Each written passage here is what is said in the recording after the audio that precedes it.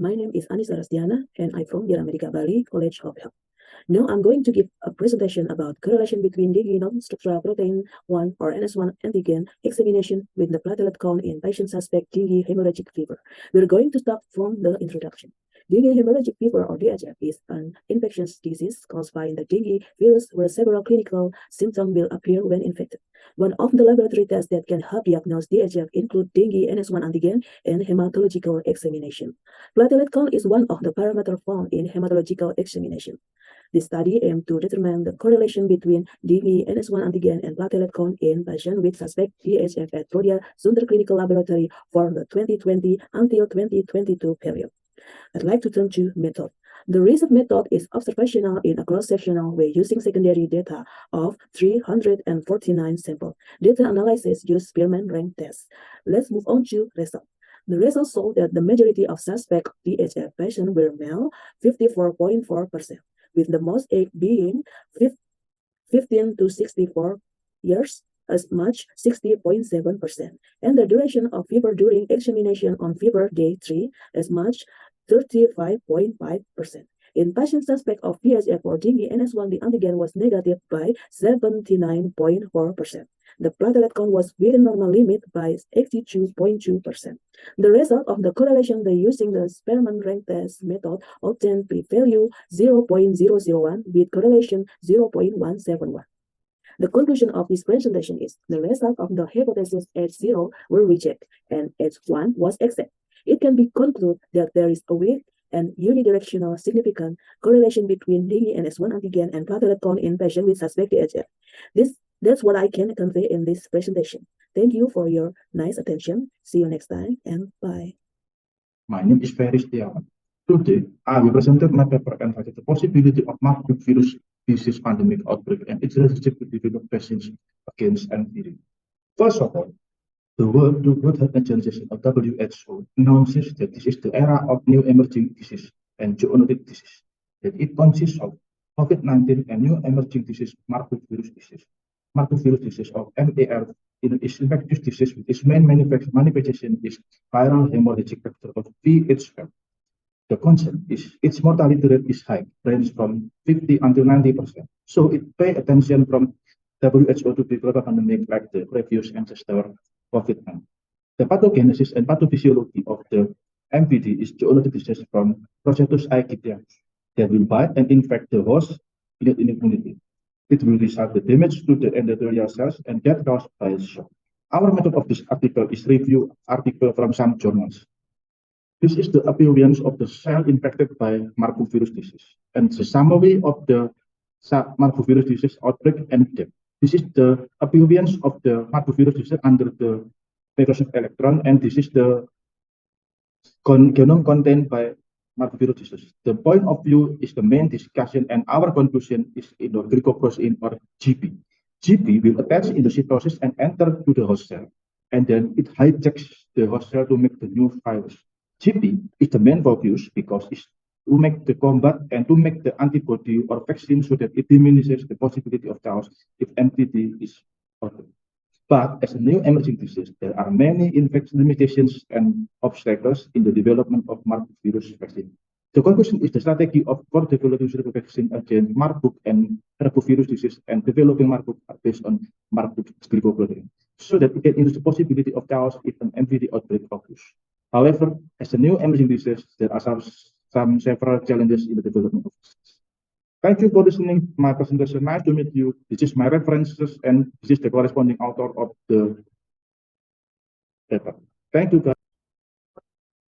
Assalamualaikum warahmatullahi wabarakatuh. Good morning, ladies and gentlemen. I'm Wahyuhadi Putra. I'm a student of the program of Pharmacy, Faculty of Pharmacy, Airlangga University, Surabaya. It's honor for me to present our study with the title High Interferon Gamma Inducible Protein 10 epithelial level associated with treated drug-resistant tuberculosis patient. The background of our study, those with treated DRTB at a higher inflammation and associated with sputum positivity during treatment than those with new DRTB.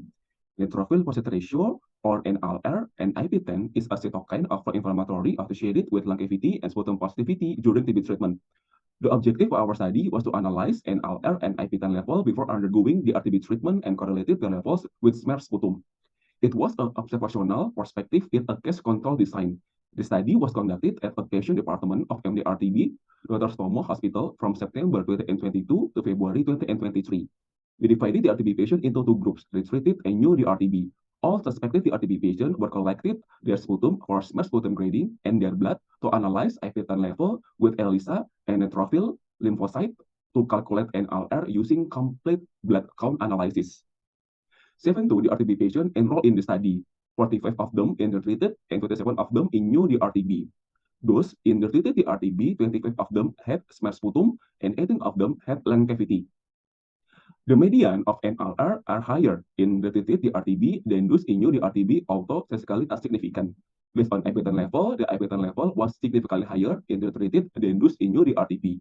In addition, based on lung cavity, those in the treated DRTB with lung cavity, the median of IP10 was significantly higher than those without lung cavity. Furthermore, in experiment correlation, we found that IP10 level correlate with smart sputum grading. It indicates the higher level of IP10, the higher level of smart sputum grading. A study by et al. Reported that inflammatory biomarkers could predict the survival status of MDRTB patient.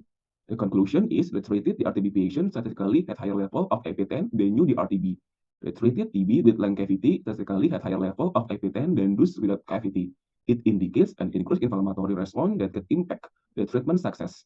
Extensive therapy is needed to reduce the excessive inflammatory response in the RTB patient. This is the end of our presentation. Thank you very much. I am Andres Andrianto, student of Doctoral Program of Medical Science, Faculty of Medicine, Airlangga University, Indonesia. Today, I would like to present my paper entitled Apoptosis Evasion and Local Recurrence After Mastectomy and Chemotherapy in Lobular Type Breast Cancer. Background and objective of my study. Surgery is the main therapy for early-stage breast cancer, and to reduce the chance of recurrence, chemotherapy may be given. Apoptosis was host mechanism to eradicate cancer cell. Objective of the study is to determine the mechanism of apoptosis evasion in early-stage lobular breast cancer after mastectomy and chemotherapy, who got local recurrence within 2 years after surgery by analyzed evasion of Vimentin, IL-10, and CD95. This study was cross-sectional design study with subjects, all patients with lobular breast cancer, early stage who underwent mastectomy during January 2014 until December 2019. The result of the study, there were 7 samples with local recurrence and 6 samples without local recurrence. Based on age, lymph node metastasis, grading, and hormonal status, there is no difference between both groups. Statistical results show there is significant differences between recurrence group and non-recurrence group on the expression of Vimentin, IL-10, and CD95. Chi-square test between CD95 and local recurrence had odds ratio 0.03. It means that CD95 is protecting factor for local recurrence. Comparative mechanisms show that Vimentin expression will increase IL-10 expression, but IL-10 expression will decrease CD95 expression.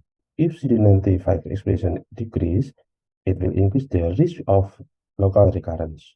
And as conclusion from my paper is, apoptosis evasion through CD95 suppression had important role in local recurrence of lobular type breast cancer after mastectomy and chemotherapy.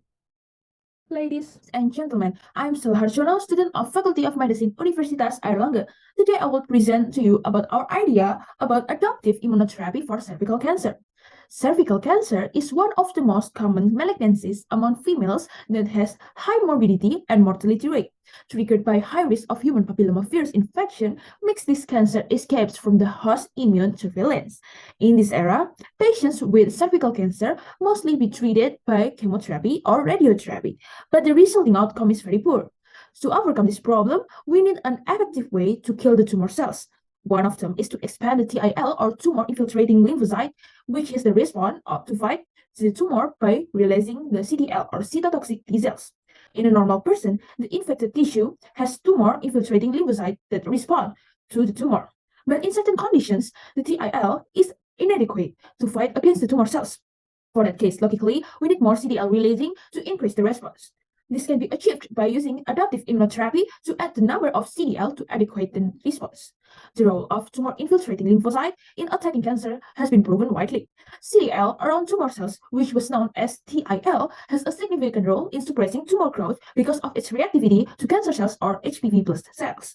According to some research, we could see that TILs are the predictive and potential prognostic markers in cancers. We could use this data to be implemented in cervical cancer to regress the tumor precisely. To increase the number of CDL themselves, we could take the CDL from peripheral blood to be cultured in vitro until the selective cultures be produced and expanded. After that, the CDL is infused to the patients with cervical cancer. These cells will act as TIL in tumor tissue, which will attack tumor cells and cause death of tumor cells. T cells infusion has shown a clinical response to cancer regression. In the end, we can conclude that adoptive immunotherapy by releasing TIL promises a new hope for cervical cancer therapy. Remembering that it was based on the patient's immune cells, it won't cause the immune rejection. So that's why this innovation can be implemented to attack the cervical cancer. That's all from me. I'm Salah Harjono. Thank you for listening. I am Hande Putu Ayu Patria Dewi from Department of Clinical Pathology, Faculty of Medicine, Udayana University. Today I will present a literature review with the title Pancreatic Stone Protein as a Biomarker of Sepsis. Sepsis is a potentially fatal organ malfunction caused by the body response to infection. In the figure 1, we can see the pathogenesis of the sepsis, which is sepsis can cause the cytokine storm and can affect all of the body and the organ of our body, such as heart, liver, spleen, lung, and kidney. If the organ of the body affect, that it can cause the lymphocyte will apoptosis and the mitochondria also apoptosis. Endothelial cell will cause the coagulation disorder and unfolded protein response in the endoplasmic reticulum, also autophagy of lysosome. In the past, we can use a biomarker to help the diagnosis and treatment of the sepsis. But now, there is a new biomarker of sepsis named pancreatic stone protein or PSP. Pancreatic stone protein are a lectin-binding protein that produced into pancreatic juice by pancreatic acinar cells together with other enzymes. And this is a globular polypeptide that contains C-type lectin domain.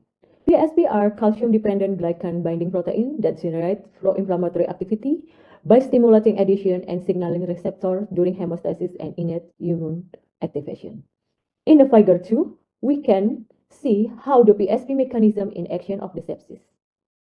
If the organ dysfunction caused by an infection, PSP will release in the bloodstream and sends to the neutrophil and binds the neutrophil and activation to neutrophil. So there is upregulation for the CD11B and downsetting for CD62L or L selectives. A PSP play a crucial part of variety of inflammatory events such as COPD, peritonitis, and other infection. We can detect the PSP in our body laboratory examination, and the methods was POCT or point of care test and the ELISA. Today, we can use POCT in emergency department and intensive care unit to detect the PSP and the result in a minute, and we can help to clinician to diagnose sepsis in early. My name is Madipuri Pratiwi. I'm general practitioner from Indonesian Regional Public Hospital.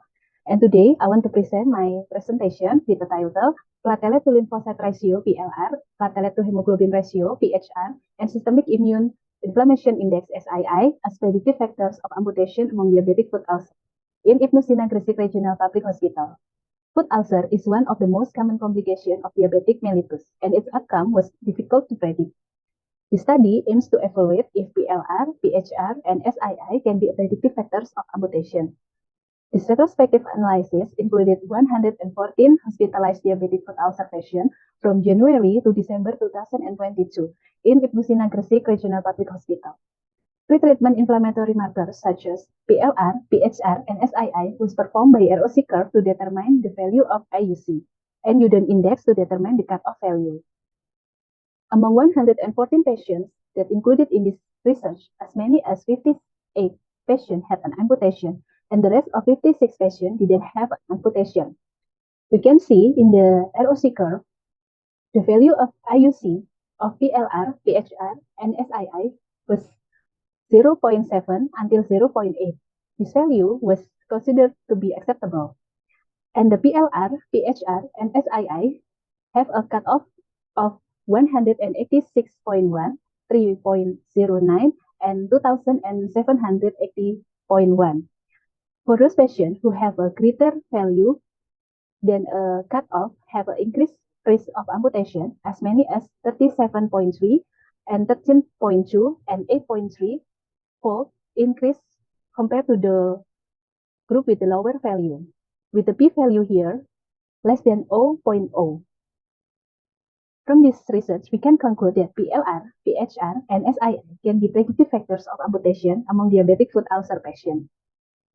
I am Rahayu, a student at Faculty of Medicine, Universitas Airlangga. For this occasion, I will discuss about the utilizing immune checkpoint inhibitor to destroy cervical cancer cells. Immune checkpoints play as a regulator of the immune system.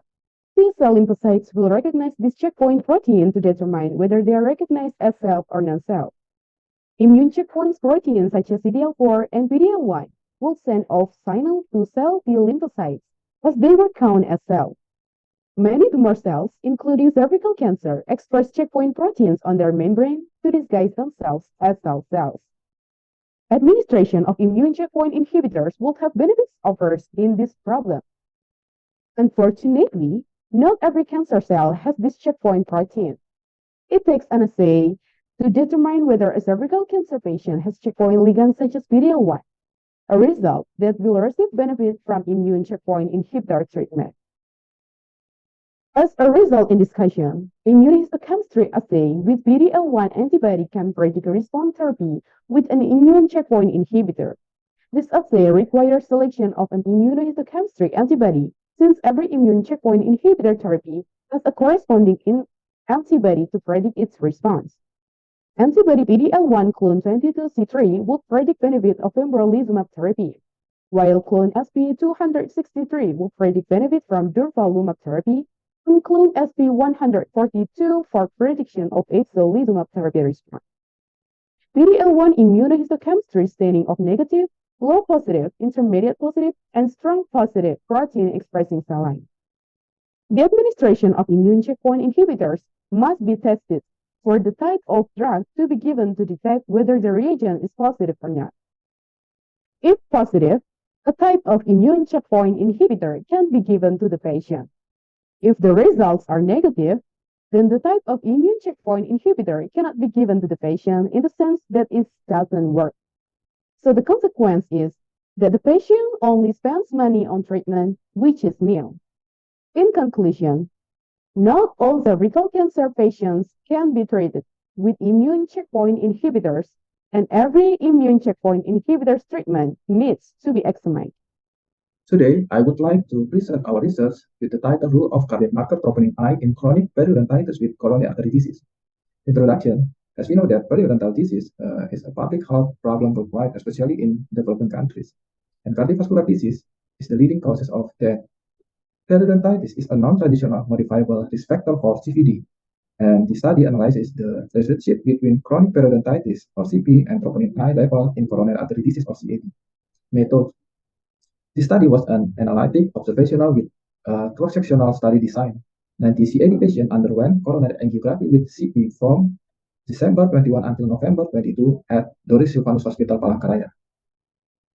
Significant stenosis based on angiographic appearance, and CP examination performed based on dental examination and panoramic X-ray. Troponin I level was measured by fluorescence immunoassay or FIA.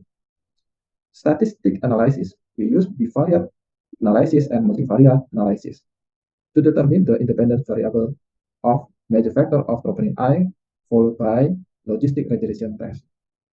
Based on result table 1, comparison of respondent characteristic between mild and moderate severe CP categories. We can see that no significant differences in gender, age, hypertension, diabetes, smoking, history of PCI, stroke, dyslipidemia, and body mass index.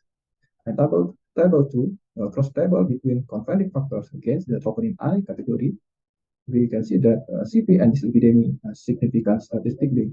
But table 3, result of logistic regression, we can see that periodontitis more significant than dyslipidemia. Discussion. Several theories related to the role of troponin between CP and CAD. First one, a direct or indirect effect of periodontal infection, inflammation by periodontal pathogenic bacteria in periodontal pocket, and endotoxin or LPS levels stimulate apoptosis. And finally, lead to release of troponin from cardiac myocyte into peripheral circulation. The conclusion, there was an effect of CP on increasing troponin I level in CAD patient. I'm Fuad Zuhri from the Department of Immunology Study Program student, Postgraduate School, Airlangga University. Today, I will to present an article review with the title Potential of Meningeal Seed Extract Natum Greymon L, Gen P53 and Sp.BS3 in Invasive Breast Carcinoma review article. Background, invasive breast carcinoma is malignancy originating from mammary gland epithelial cell. The most common subtype, 55 until 80% is invasive carcinoma mammae of no specialty or NST. The process of transforming mammary gland epithelial cell into a malignancy is known as carcinogenesis. The process of carcinogenesis is influenced by regulatory genes. The P53 tumor suppressor gene has a role as a central monitor against various stressors. One of the characteristics of cancer cell is their ability to avoid apoptosis. Apoptosis activation in both the extrinsic and intrinsic pathway will culminate in the activation of Cas3 as the executor of Cas. Method review article. Comprehensive information was obtained by searches on Scopus, PubMed, Springer, and Google Scholar. Outcome: meningeal seed extract Natum Greymon L contain resveratrol, which is a phenolic compound in the stilbenoid class, which is known as an antioxidant with anti-inflammatory and anti-proliferative activity in cancer cells, especially in breast and prostate cancer cells. Resveratrol can enhance genome and cell stability by protecting cell against the induction of mutation in the P53 pathway. MSE was modeled in vitro studies at clinically acceptable concentration to significantly inhibit the proliferative of breast cancer cell therapy without affecting normal cell. MSE inhibit tumor cell growth by inducing apoptosis. Greetings, ladies and gentlemen. I, Umiyami Rusman Abdurrazik, Master Program Student in Biomedical Sciences, Faculty of Medicine, University of Indonesia, is going to present my research paper titled Differentially Expressed Genes Associated with Ulcerative Colitis Identification and Pathway Analysis via Integrated Bioinformatic Analysis. Ulcerative colitis is a type of inflammation bowel condition that causes widespread inflammation in the colonic mucosa. However, identification of differentially expressed genes, also known as DE genes of the colonic mucosal tissue expressed differently between patients with ulcerative colitis and healthy controls, can provide an essential information on the pathogenesis of ulcerative colitis. Moving on to the methodology of the research. GSE 13367 and GSE 134025 gene expression datasets were obtained from the GO database, and DE genes from chronic mucosal samples from ulcerative colitis patients and control patients have been identified. The Immunology and Kyoto Encyclopedia of Genes and Genome Pathway Enrichment analysis of the DE genes were performed using Metascape. Metascape was then used to predict the functions of the DE genes. Lastly, the string database was used to create a protein-protein interaction for the identified DE genes, and the top 5 genes were identified using MCC algorithm with Cytoscape plugged in Cytohoover. Moving on to the results and discussion of the research. 197 top DEGs were identified from 2 datasets. Of the 197 DEGs, 76 were upregulated while 121 were downregulated. The 76 upregulated genes were enriched in regulation of antimicrobial human immune response mediated by antimicrobial peptide for biological processes, peptidoglycan binding related to molecular functions, and NADPH oxidase complex for cellular components. The 121 downregulated genes were enriched in inorganic and anion transmembrane transport, transmuter-gated ion channel activity, and integral components of plasma membrane. Among the 197 DEGs, 5 hub genes were identified. All of the 5 hub genes were upregulated in patients with ulcerative colitis. GO analysis showed that these 5 genes were highly enriched in inflammatory response for biological processes, chemokine receptor binding related to molecular functions, and territory granule lumen for cellular components. For KEGG pathway evaluation, the 5 hub genes were mainly enriched in viral protein interaction with cytokine and cytokine receptors, and TNF signaling pathway.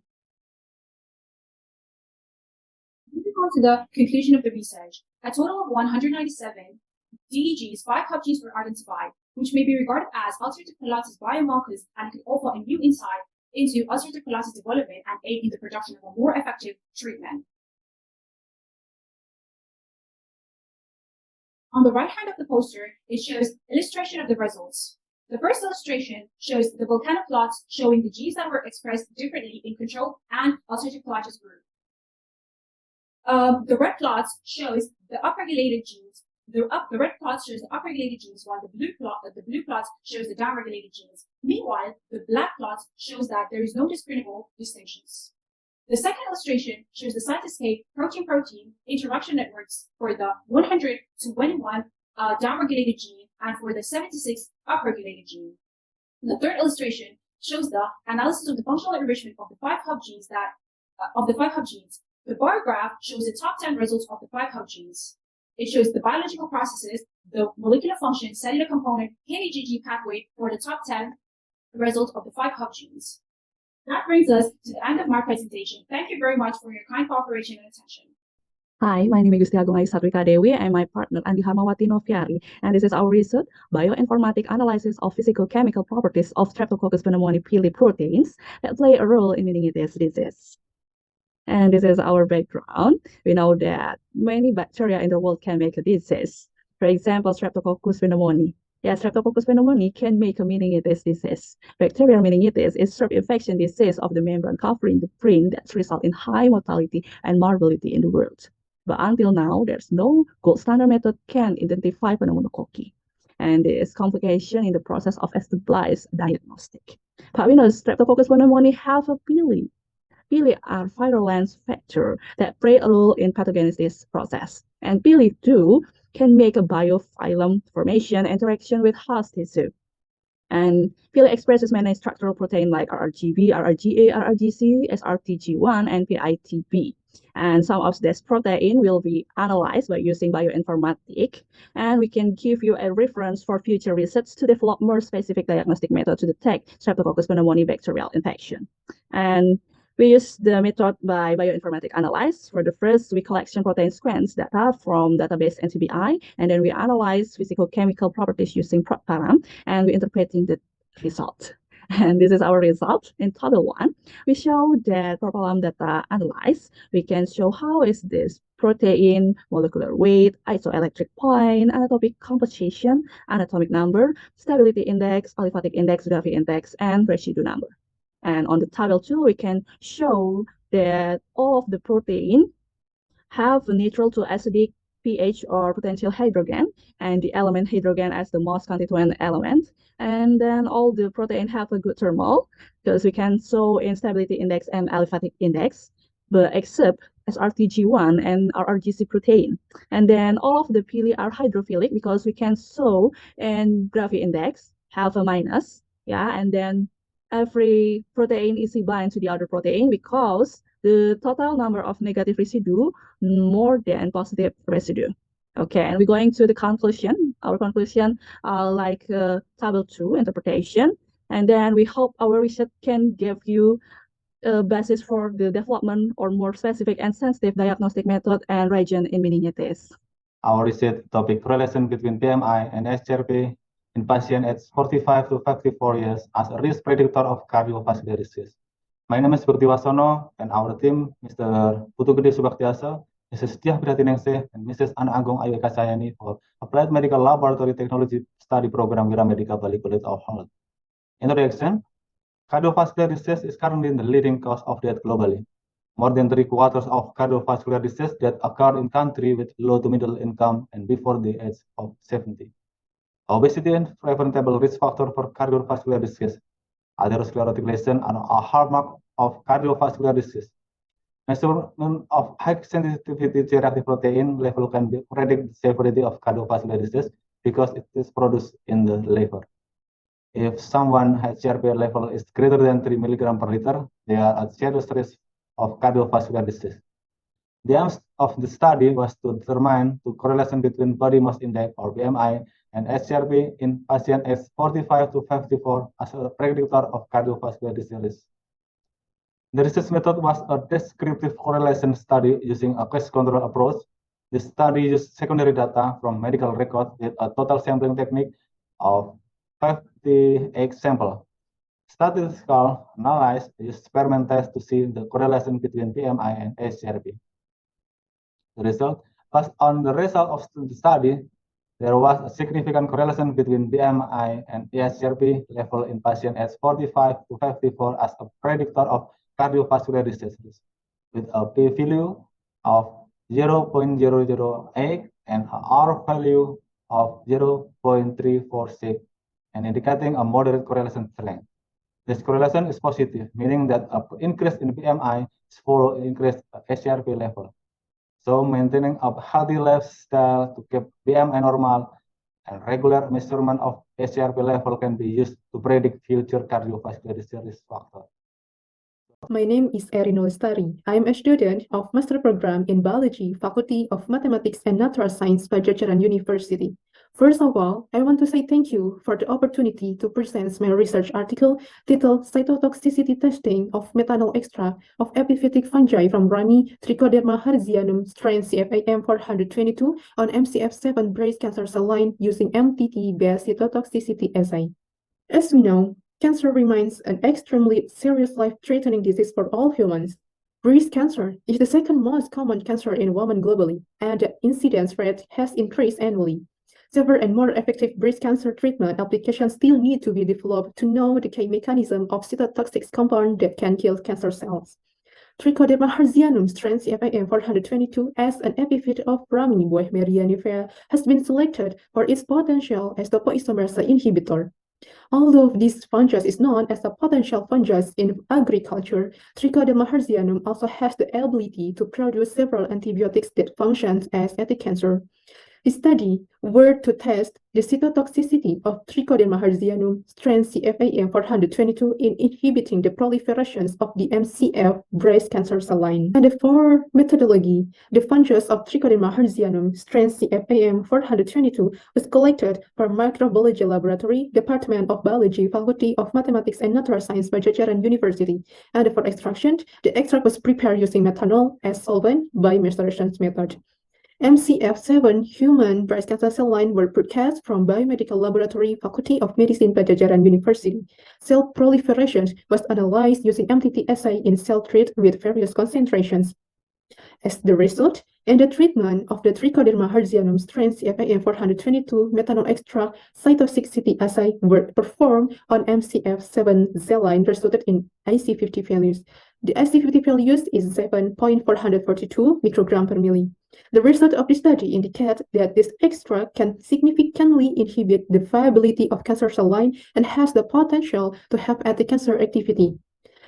The methanol extract of Trichoderma hertzianum strain CFAM 422 were included in the active and strong anti-cancer category. This cytotoxicity effect was also confirmed by observing the morphology change in the MCF7 cell line after they had been treated with the methanol extract of Trichoderma hertzianum strain CFAM 422 in the various concentrations. And for the conclusion, Trichoderma hertzianum strain CFAM 422 extract is very active in inhibiting the MCF breast cancer cell line and has the potential to be developed as an anti-cancer candidate. My paper is Fluctuation of Tumor Necrosis Factor Alpha or TNF-alpha level based on macrophage dosage and Foudation time. Study in tuberculosis granuloma modeling. TNF-alpha is a pleiotropic cytokine that mediates an acute T-cell response and required for the development of well-formed and durable granulomas as occurs in tuberculosis infection. The main cellular components within the granuloma are macrophages, which are active due to their function as APC or stimulation of T lymphocytes. Macrophages maintains granuloma survival by recruiting other macrophages to the site of infection through the secretion of TNF-alpha. This study aims to understand the fluctuation in TNF-alpha levels at the start of formation of tuberculosis granuloma in vitro. The fluctuation in TNF-alpha levels and then were measured after being given various doses of autolog macrophages with doses of 1, 2, and 3 times 10,000 cells per well. In addition, TNF-alpha levels were also measured on the second, third, fourth, and fifth day after fluctuation after infection of MTC. As a result, TNF-alpha levels varied in value from the second day to the fifth day. The lowest TNF-alpha levels on average occur on the third after PBMC and macrophages were infected by MTC, while the highest TNF-alpha levels were achieved on the fourth day after infection. There are similarities in the daily fluctuation in TNF-alpha levels, which fall on the third day, and then rise to reach its peak on the fourth day, and then fall again on the fifth day. In the graphic, we can see the fluctuation of TNF-alpha levels in picogram per millimeter. And another picture is the MTBC in the in vitro models of granuloma.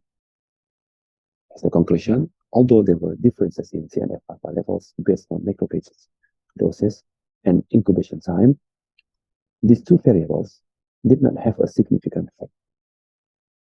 This explains that the macrophages in the granuloma work efficiently.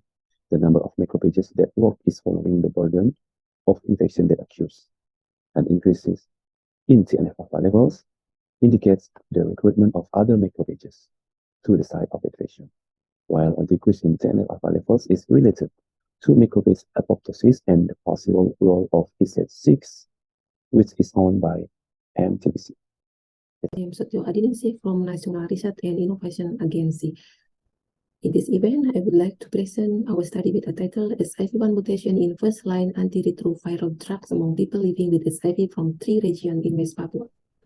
ARV drugs suppress the replication of the human immunodeficiency virus. However, the need for long-term use and low medication adherence have the potential to trigger SIV mutation that cause drug resistance. This study aims to search for SIV mutation among PLSIV undergoing first-line ARV therapy at XIV treatment centers in Sorong City, Manokwari, Papak, and West Papua. Our study was a cross-sectional study design conducted in 2019. We extract SIV viral RNA from the blood plasma of 51 PLSIV who were on ARV therapy for more than 6 months, had CD4 below 200 cells per milliliter cubic of viral was still detectable. The RNA then amplified using RT-nested PCR on the reverse transcript as a gene sequence, and then followed by PCR Sanger sequencing, and the sequence results were confirmed on the xivdb.stanford.edu website for drug-resistant mutation determination. Relevant medical records and structure questionnaire data were also analyzed. Our study results found that the XIV1 mutation were found in 12 PLSIV with characteristics shown in Table 1.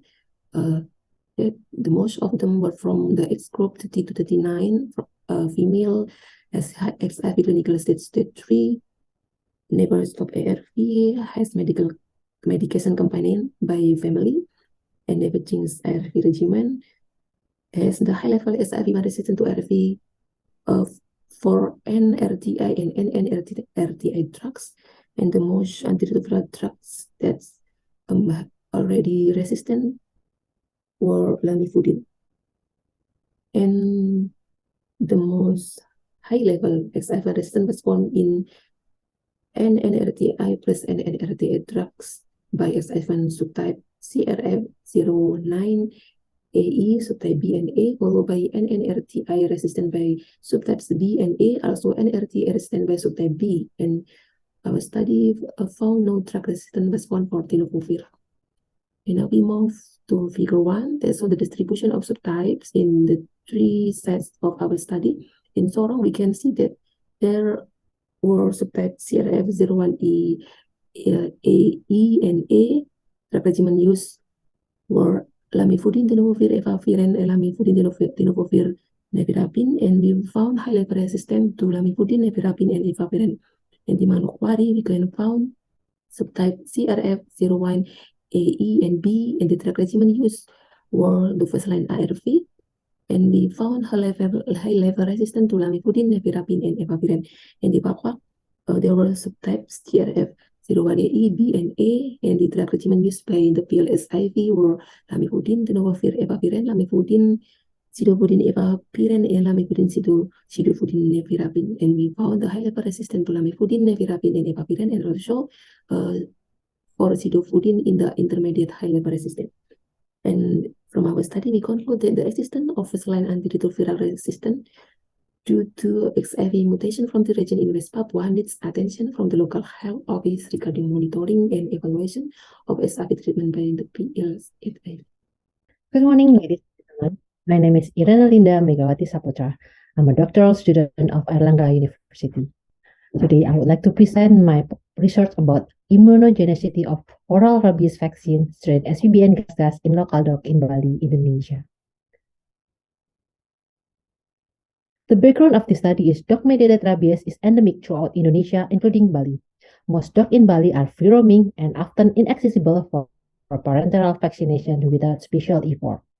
Oral rabies vaccination, or ORV, is considered a promising alternative to increase vaccination coverage in this inaccessible dog. Hereby, dogs are offered an attractive bait, and upon bait consumption, the animal perforated with its teeth the vaccine-loaded sachet incorporated in the bait. The vaccine is released in the oral cavity, where it is taken up via the mucosal membrane and tonsil, and subsequently induce an immune response. The aims of the study is to assess immunogenicity in local dog in Bali after oral administration of the highly attenuated third-generation rabies virus vaccine strain Sp.BS gas. For the method, 50 dogs being offered the oral vaccine rabies directly. Another 25 dogs were received an egg flavor bait that contained a vaccine-loaded sachet, and another 25 dogs were received a parenteral vaccination with an inactive vaccine. An additional 10 dogs were included as control group and did not receive any treatment. The animals will bleed prior to vaccination and between 27 and 32 days after vaccination. The blood samples were tested for the presence of the virus-binding antibodies using ELISA, and then the humoral immune response was compared between those four groups.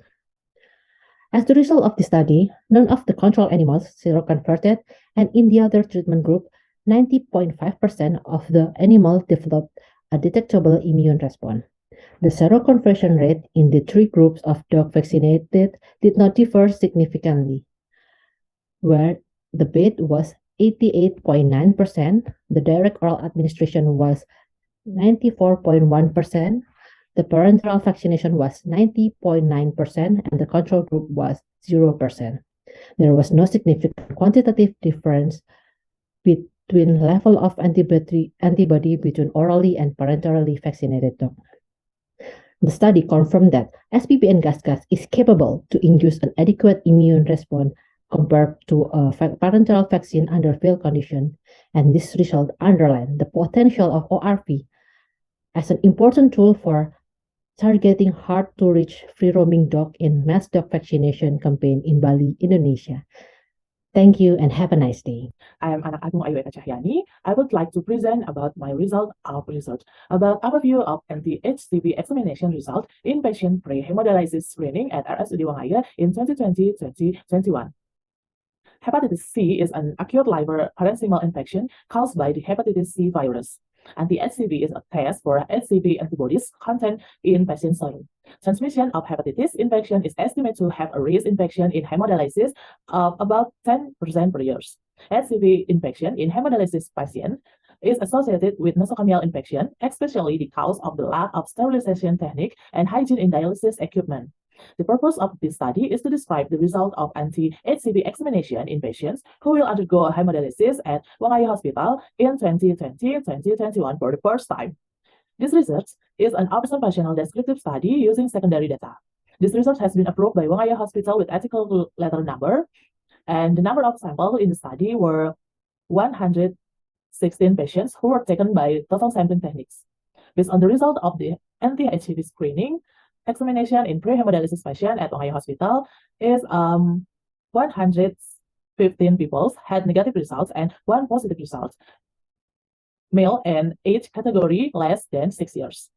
Conclusion, anti-HCV screening results from 116 data obtained negative results in 115 patients and positive in 1 patient. Anti-HCV testing needs to be done every 6 until 12 months in order to determine the presence of HCV cross-infection after undergoing hemodialysis. Introduce myself. My name is Sepia. I would like to present my research article entitled Potential of Nanodiamond Quercetin to Reduce Matrix Metalloproteinase 9 or MMP9 and Carcinoembryonic Antigen or CEA levels in N-methyl N-nitrosourea or MNU induced ratus neurologicus. So first, I will explain about the introduction. Mutated gains produce oncogenes which cause cancer cells to multiply or divide abnormally and form cancer tissues that can experience approximately proliferation, angiogenesis, and metastasis. Cancer is brought on by these oncogenes, which are responsible for the development of cancer. MNU contains nitrosochemicals that harm DNA replication, which leads to mutation and carcinogenesis. A cancer that has increased CEA expression is known to be a malignant cancer. Metastatic cancer is known to have increased MMP9 expression. Quercetin, a secondary metabolite of plant, was the plant compound used in this study because effectively against a colon cancer does not directly target the endothelial cells that line blood vessels in cancer tissue. Nanodiamond was attempted while delivery of plant compounds that specifically target the unstable endothelium cell in malignant tissue. The method used during this study is preparation and progression of colon cancer in ratus neurologicus by MNU administration, coating quercetin and nanodiamond, administration of nanodiamond quercetin and nanodiamond quercetin, ratus neurologicus blood serum isolation. ELISA method is used to measure the levels of MMP9 and CEA, and data analysis. The potential result of quercetin conjugated with nanodiamond to reduce MMP9 levels, there was a significant decrease between the NDK treatment group when compared to the negative control. The potential result of quercetin conjugation with nanodiamond to reduce CEA levels, there was a significant decrease between the NDK treatment group when compared to the negative control. The conclusion of this study is MMP9 levels in ratus neurologicus colon cancer caused by MNU can be decreased by the quercetin compound coupled with nanodiamond. CEA levels in ratus neurologicus colon cancer caused by MNU can be decreased by the quercetin compound coupled with nanodiamond. I'm Armedi Ronya Sugian from Research Center of Preclinical and Clinical Medicine, Health Organization, National Research and Innovation Agency, Republic in Indonesia. Today, our poster title presentation is Potential Predictor of Severe Infectious Disease, cytokine. We are present about one of the key components of the immune system, cytokine, that is important and frequently used to indicate the severity of the sickness. To treat COVID-19, SARS, swine flu, pneumonia, and many other severe infectious diseases depend on maintaining a balance between pro-inflammatory and anti-inflammatory cytokines. Early cytokine detection is crucial to lowering the risk of developing serious illness and essential. Although it's crucial because the body produces so many different kinds and amount of them, it can be difficult to pinpoint how they impact this disease. However, we know which cytokine is potentially responsible for a serious infectious condition, we may concentrate on looking for that cytokine throughout the test. So identifying cytokine as possible indicator of severe infectious illness is the aim of this review. The method to answer it, we will review a few literature on the types and level of cytokine associated with the potentially deadly infectious disease, where the presence of cytokine may indicate how a patient will be cared for and how they will fare. So our research and discussion found various cytokine response take place in both pro-inflammatory and anti-inflammatory process according to the data collected. We can see at the table 1 show that evidence that cytokine involved in malaria, dengue, pneumonia, and COVID-19. We can see the cytokine detectable, which are related with the disease pathway.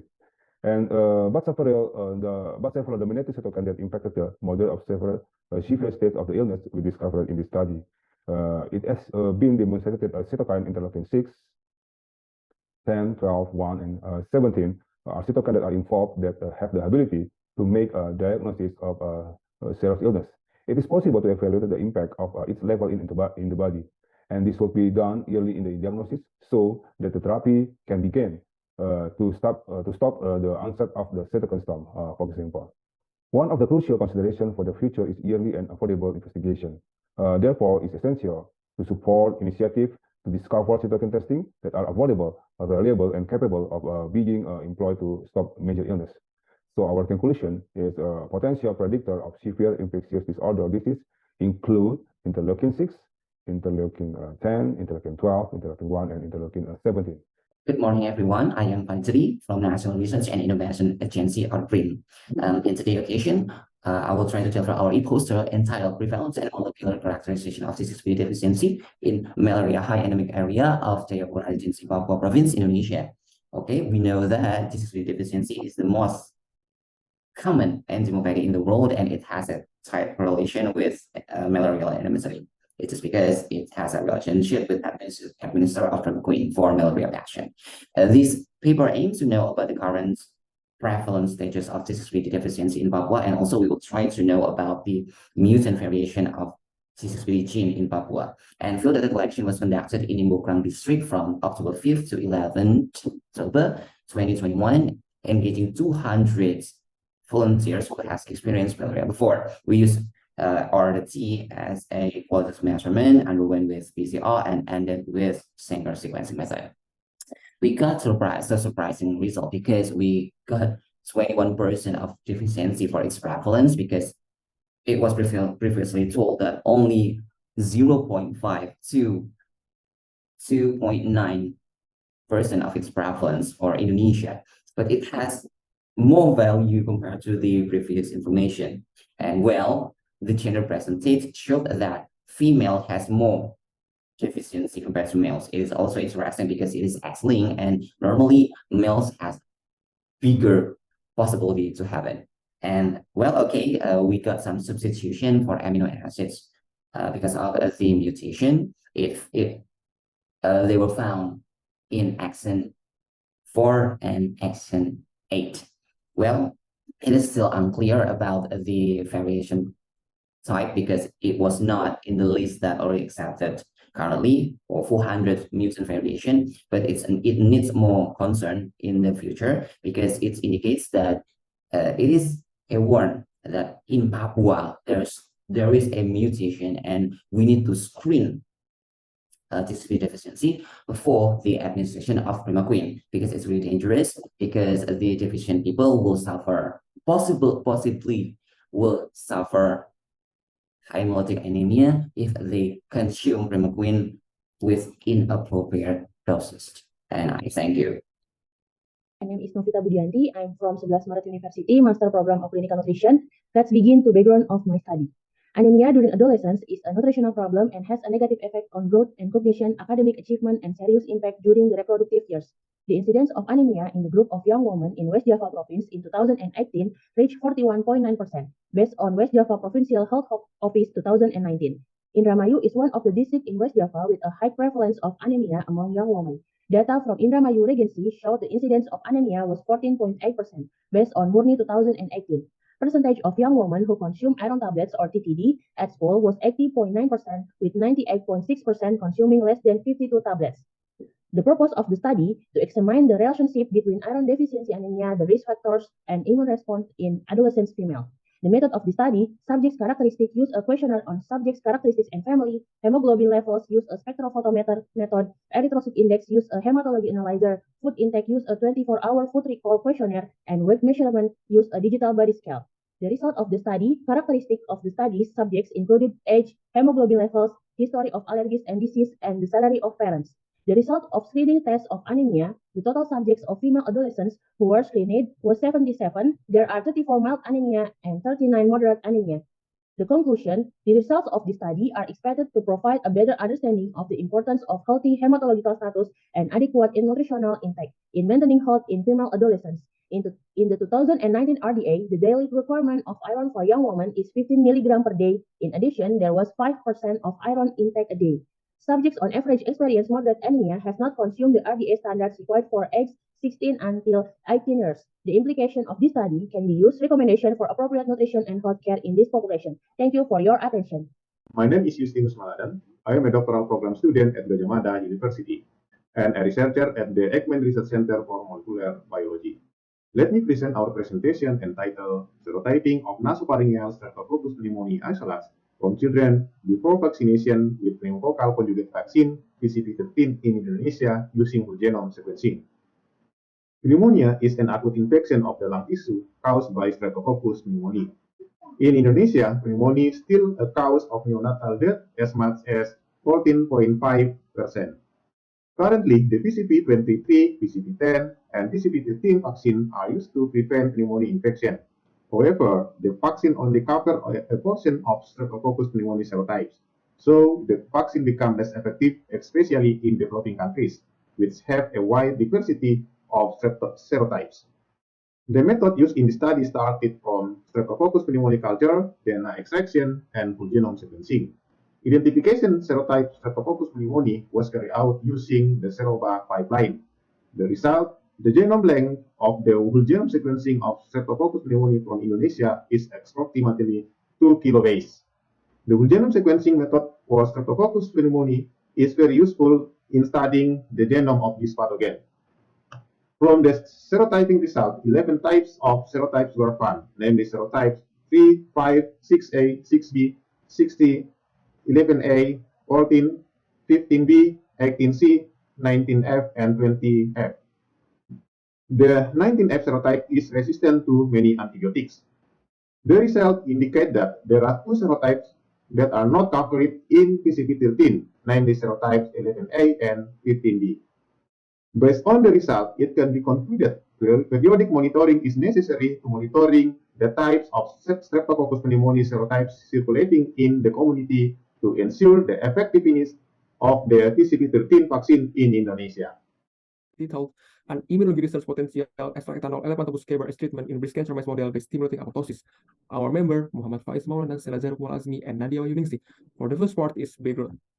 Breast cancer is one of the most common malignant diseases in women and one of the main reasons for cancer-related deaths in developed countries. Global Cancer Observatory data shows 30.8% of new female cases in Indonesia and 22,430 deaths in 2020. Breast cancer treatment can be done by radiation therapy, endocrine therapy, and chemotherapy. However, some side effects can harm the patient physically. It supports the development of alternative treatments with herbal plant-based ingredients that are more effective, selective for cancer cells, and can minimize costs using herbal therapies. Flavonoids and saponins contained in Iskaber act as immunomodulators. Flavonoids trigger AMEC activity, stimulating an increase in IL-2 to increase lymphocyte cell proliferation and decrease IL-17 production. Here, this study analyzes the anti-cancer potential of Iskaber on breast cancer mice models based on immune profile analysis.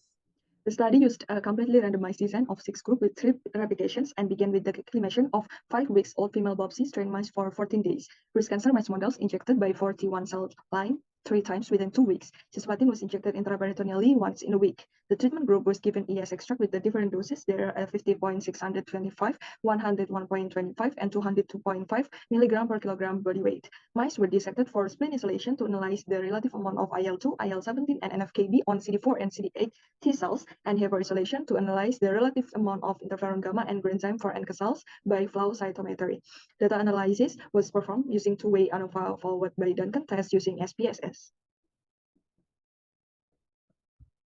For the result, those 2 of ES treatment can increase the production of IL-2 from CD4, while those 3 can increase the production of IL-2 from CD8 in the second week. IL-2 cytokines by CD4 and CD8 can stimulate the process T-cell proliferation and differentiation and other cytokines to respond to immunity. Mice treated with ES extract dose 2 for the second week were found to increase the number of interferon gamma from NK cells, which occurs due to immunosurveillance and regulating the elimination and equilibrium phase.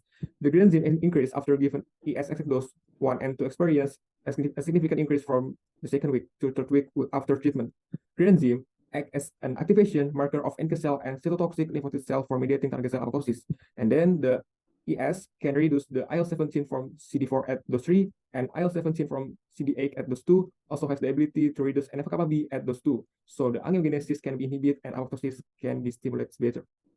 Conclusion is the administration of ES extract can improve the immune system, which acts as an immunomodulator, so it can be an alternative treatment for breast cancer by increasing IL-2, interferon gamma, and granzyme. They play a role in stimulating apoptosis by antibody-dependent cellular cytotoxicity mechanism and inhibiting angiogenesis by decreasing IL-17, which supports the stimulation of apoptosis in 41 breast cancer. Thank you for your attention.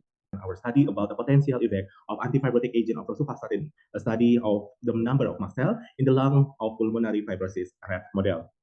This study based on the pulmonary fibrosis from the presence of chronic lung inflammation. This condition can be caused by several etiologies such as a genetic mutation, environmental exposure like pollution, exposure of the chemical and metals, or due to infectious pathogens like viruses, and the use of drugs. Amiodarone is a drug that is often used as anti-arrhythmic agent. However, this drug has toxic effect on several organs by two mechanisms in causing fibrosis. First is directly related to the accumulation of lipid in the causing fibrosis, and toxicity related to inflammatory mechanism. The two pathways above is the target of therapy. The target of therapy can be sourced from statin. Statins are also known to have anti-inflammatory, anti-proliferative, and immunomodulatory effect. The purpose or the aim of this study is supposed to determine the antifibrotic effect of rosuvastatin on the body weight and the number of mast cells in the pulmonary fibrosis rat model. This was a quasi-experimental study with a quantitative approach. The study used 15 male restart rats and make a fibrosis rat model with amiodarone administration and divided the sample into three treatment groups. K1 as normal control, K2 is a fibrosis model with amiodarone administration, K3 is a fibrosis rat model with rosuvastatin therapy. The body weight was measurement periodically and the number of mast cells in the lung were performed with toluidine blue. The data were processed using the statistical program of Graphite Prisma for Windows with the Kruskal-Wallis non-parametric test.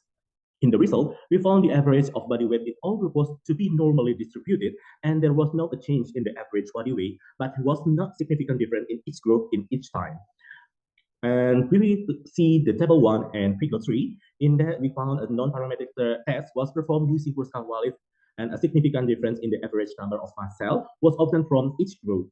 These results were then carried out by man-Whitney post-hoc test and obtained a significantly different results between group K1 between K2 and K2 between K3.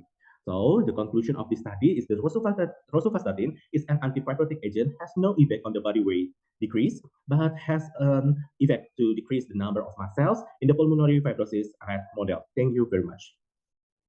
My name is Rizky Firdaus, and I'm a student in Master of Immunology study program of Airlangga University. I would like to present my paper about the potential of essential oil and ethanol extract of soursop leaf Anonamoricatalin as an anti-inflammatory in silico study.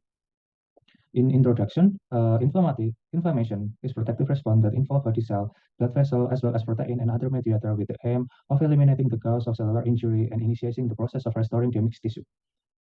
The utilization of soursop leaves as an anti-inflammatory drugs have made people start to switch to consuming soursop leaf herbal supplement as an alternative to conventional prevention and treatment. However, the mechanism of action is not yet known. The study aims to determine the potential of essential oil and ethanol extract of soursop leaf as an anti-inflammatory through inhibition of cyclooxygenase 1, cyclooxygenase 2, and secretory phospholipase A2 enzyme through in silico study.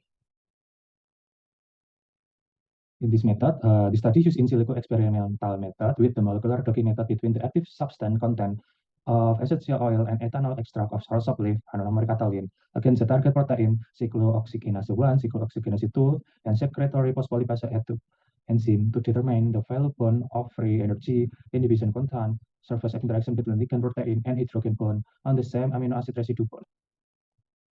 So in the data result, based on molecular docking result, the essential oil and ethanol extract have a weaker potential to bind and inhibit cyclooxygenase 1 than indomethacin.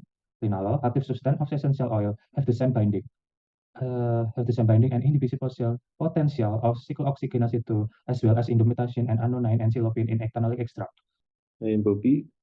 Thank you for the opportunity given to me. It is an honor for me to be able to present a systematic review about the prospective advances of urine-based liquid biopsy for monitoring therapy responses and stratifying prognosis among genitourinary cancer patients based on PD1-PD-L1 pathway. The PD1-PD-L1 pathway plays a role in cancer immune evasion through potent T-cell inhibitions, and the administration of antibody against PD1-PD-L1 changes the treatment landscape, including in genitourinary patients. Review studies suggest that the urine-based liquid biopsy may provide abundant cancer-derived materials. Therefore, The study aims to evaluate the prospective role of urine-based liquid biopsy among GU patients based on BT1, BT11 pathway. Comprehensive literature study was performed through online several databases.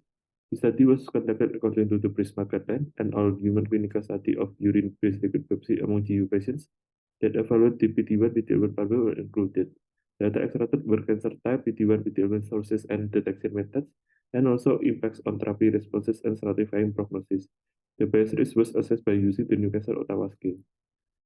Its clinical study matches the eligibility criteria and all has good quality, and metastatic bladder cancer and renal cancer showed higher soluble BT11 levels than non-metastatic group, and the sensitivity, specificity, PPV, and NPV for predicting the efficacy of immune checkpoint inhibitors for BT11 positive tumor were good enough, and high expression of CD8 plus BT11 in urine among breast cancer patients had shorter recurrence survival, although several showed no association, and also there was no association between urinary SPT11 level and all-cause mortality in bladder cancer and renal cell carcinoma patients. Based on this study, we concluded that the urine-based liquid biopsy suggests prospective advances for monitoring therapy response and stratifying prognosis among GU patients based on BT1, BT11 pathway. However, further clinical studies are warranted to establish the benefits. Yasmin, I am from Master of Immunology, postgraduate program, Airlangga University, Surabaya, East Java of Indonesia.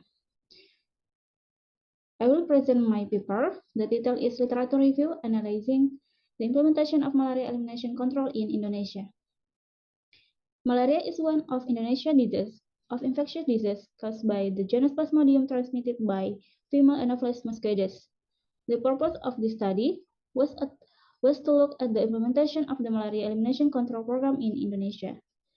This research is descriptive observational type using literature review design with Google Scholar database. Article analysis was carried out using the keywords malaria, implementation of malaria, malaria control, and malaria endemic areas.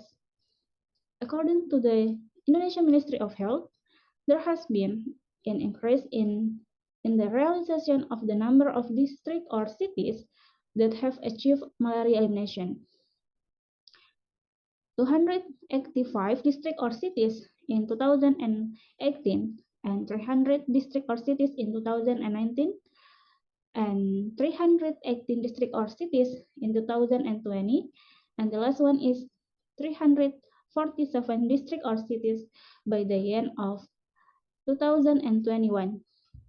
In malaria endemic areas such as Maluku and Papua, which until now have recorded 0% malaria elimination, it has not been running properly. Hello everyone, my name is Alfa from Master of Immunology Study Program, Airlangga University. I will start my presentation about literature review with title Anti-Inflammatory Effect of Moringa oleifera Against Inflammation Caused by Helicobacter pylori Infection. Infection of Helicobacter pylori occur almost worldwide with a prevalence of 50% in the global population. It is higher in developing countries, and the pathogenesis of Helicobacter pylori infection can lead to several gastrointestinal disease, and it is can activate the immune response to trigger inflammation in gastric tissue and increase the expression of pro-inflammatory cytokine such as TNF-alpha, interleukin 8, interleukin 6, and interleukin 1 beta. According to World Health Organization in 2017, stated that H. pylori are included in pathogens that are resistant to antibiotic. The benefit of activity substance from plants has been widely used because it is cheaper, easily, and has low toxicity. Moringa oleifera is a plant with a great potential for alternative medicine such as inflammation and bacterial infection. The method used in this article is to review various journal references in the English language published from 2019 and 2023 that were included in this review to electronic database research. Based on review of related journal reference, Moringa oleifera contains various compounds such as flavonoid, tannin, saponin, and it is activity and anti-inflammatory, many of which are found in the leaf of Moringa oleifera.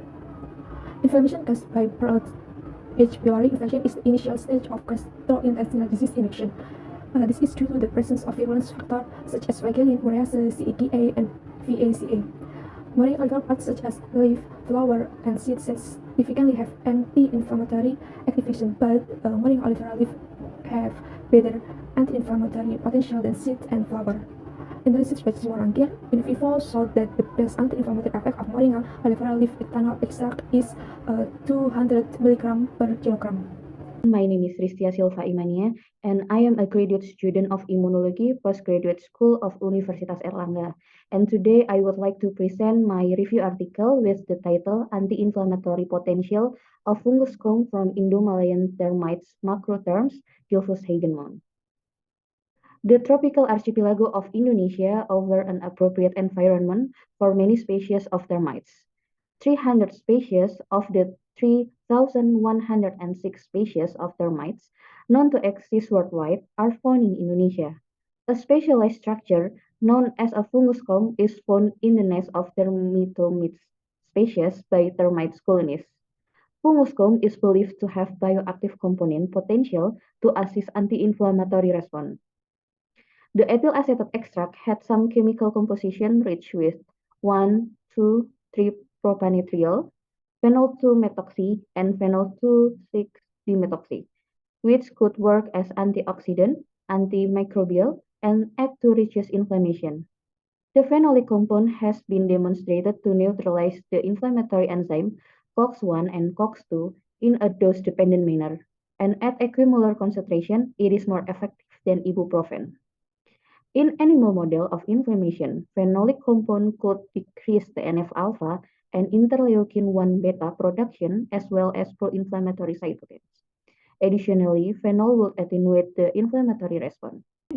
Today, I'd like to present my paper. This paper contains introduction, material and method, correlation of IL-17, IL-23, and anemia in mice infected with Plasmodium berghei Anka. Plasmodium berghei is a species of rodent malaria parasite that is commonly used to study malaria pathology and the immune system against infection. Malaria infection triggers parasitemia and anemia.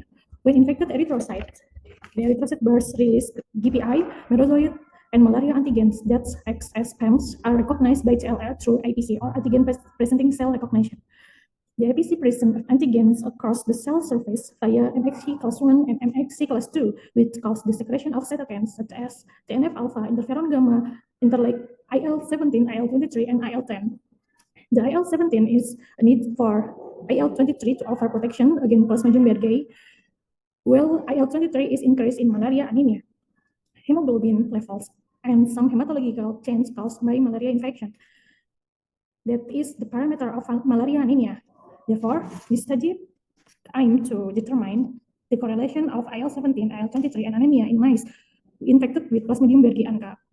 Comparison of the serum levels of IL-17, IL-23, and hemoglobin and Pearson correlation analysis was used to find out the correlation among these three parameters. The result showed no significant correlation between IL-23 and XAB and hemoglobin levels, but significant correlation between IL-17 and IL-23 as well as correlation between IL-17 and hemoglobin levels. This result indicates that low IL-17 levels along with low hemoglobin levels promote to increase of IL-23 in malaria anemia caused by Plasmodium berghei Anka infection. Dear honored judges, thank you for the opportunity for me. My name is Wahyuhadi and I will present anti-PD-1 monoclonal antibody as immune checkpoint inhibitor for newly diagnosed and recurrent glioblastoma, a systematic review and meta-analysis of RCT. The most aggressive brain tumor in adults is glioblastoma. Standard therapy doesn't improve survival rates or recurrence.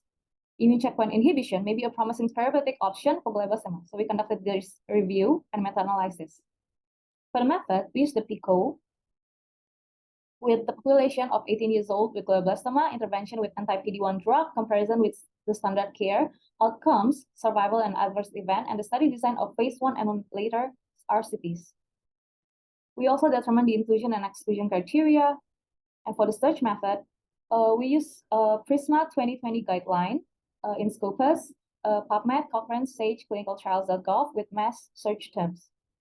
The risk of bias was assessed using Cochrane ROV2 tool and heterogeneity from I-square value determined using Rathman. For the result, this is the risk bias diagram. For the median overall survival, from the first plot, we can see that the pooled hazard ratio for median overall survival was 0.08 with the p-value of 0.51, which means the median overall survival was better in control group but not statistically significant. In recurrent glioblastoma subgroup, the pooled hazard ratio was 0.71 with wide confidence interval. We can analyze that anti-PD-1 was associated with better overall survival in recurrent glioblastoma than in newly diagnosed glioblastoma, which hazard ratio was 1.19. For the median progression-free survival, we can summarize that pooled hazard ratio was 1.21 with a p-value of 0.21, which means it was better in control group than in anti-PD-1 intervention group, but not statistically significant. And here, from the Varus plot, we can conclude that the survival in PD-L1 expression more than 1% was better in control group than in anti-PD-1 intervention group, but not statistically significant. And here, we can also conclude that it is better in control group than in anti-PD-1 intervention group, but not statistically significant. But if we compare with the previous survival in PD-L1 expression more than 1%, the anti-PD-1 therapy was associated with better survival in PD-L1 expression less than 1%. I am Indra Prastiwi Jamaluddin from Master of Immunology Study Program of Airlangga University, Surabaya. And now I will presentation about detection of Pseudomonas aeruginosa based on polymerase chain reaction or PCR using 16S rRNA and GRD on pulse wound isolate. For the introduction, wounds are damage to the normal anatomical structure and function of the skin due to pathological process that originate internally and externally and affect certain organs. Infection wounds on the surface of the skin are easily colonized by various kinds of microorganisms that cause inflammation, namely a class of pathogenic bacteria, one of which is a Pseudomonas aeruginosa. The 16S rRNA gene is the most converse gene, meaning that is a gene that is easy to find similarities with other genes from different bacteria species. GRB is one of specific gene of Pseudomonas aeruginosa. And there's the materials and methods. This type of research is experimental research supported by literature and bacterial isolation. Bacterial isolation put into BHB media and then continue DNA isolation with using genomic DNA isolation with the DNA extraction, and then quantification and test of purity of DNA extract with nanodrop spectrophotometer. And then PCR amplification and electrophoresis. After that, blast sequencing and analysis by sequencing stage, the PCR product we are sent to the PhD Genetic Science of Tangerang. After that, we match the data with the data in the basic local alignment search tools or BLAST scan at the National Center for Biotechnology Information or NCBI. And we get the result. The result of the molecular identification show amplification of the formation of DNA bands of around 934 base pair for 16 srRNA gene, and for GRB gene, they get 222 base pair. My name is Nur Halimatu Syadia, student of Immunology program at the Postgraduate School Airlangga University.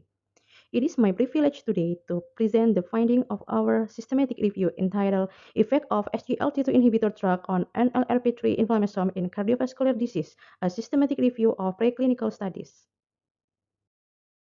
This research focuses on understanding the role of NLRP3 inflammations, a crucial component of the innate immune system, and how SGLT2 inhibitors impact it in the context of cardiovascular disease. To conduct our research, we carried out a comprehensive search across 5 major databases including PubMed, ScienceDirect, Web of Science, Scopus, and SpringerLink. You can see a Prisma flow diagram outlining the process we follow for study selection.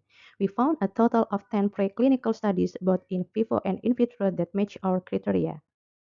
This is a summary of the included in vitro studies illustrating the range and outcome of the experiment conducted. In vitro studies showed that SGLT2 inhibitors, including empagliflozin and dapagliflozin, significantly reduce NLRP3 inflammations and related inflammatory markers.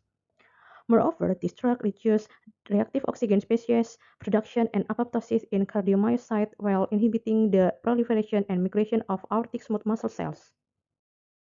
In vivo studies shown that SGLT2 inhibitors, including empagliflozin, dapagliflozin, and canagliflozin, significantly decrease the NLRP3 inflammations and associated inflammatory markers. However, a single study reported no significant effect.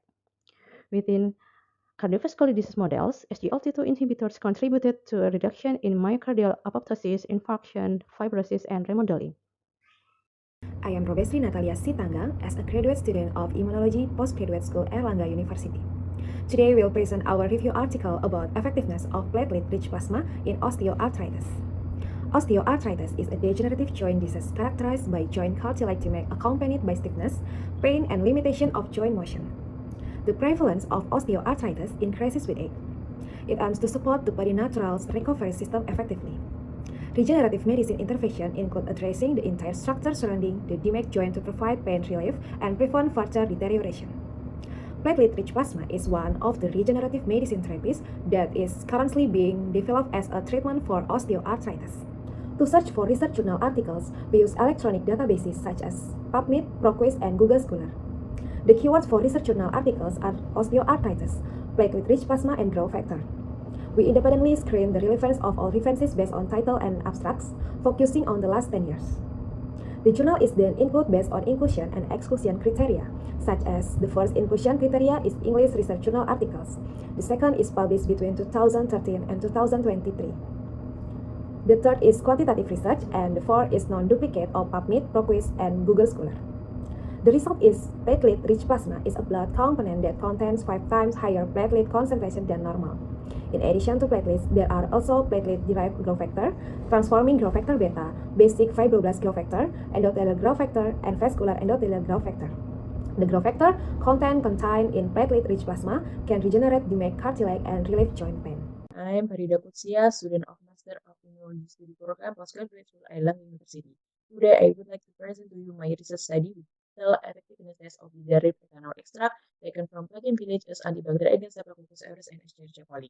The derived extract is known to have potential immunomodulatory activity in the immune system. The selection of the derived as an antibacterial material because the ingredient in extract of the derived has antibacterial activity.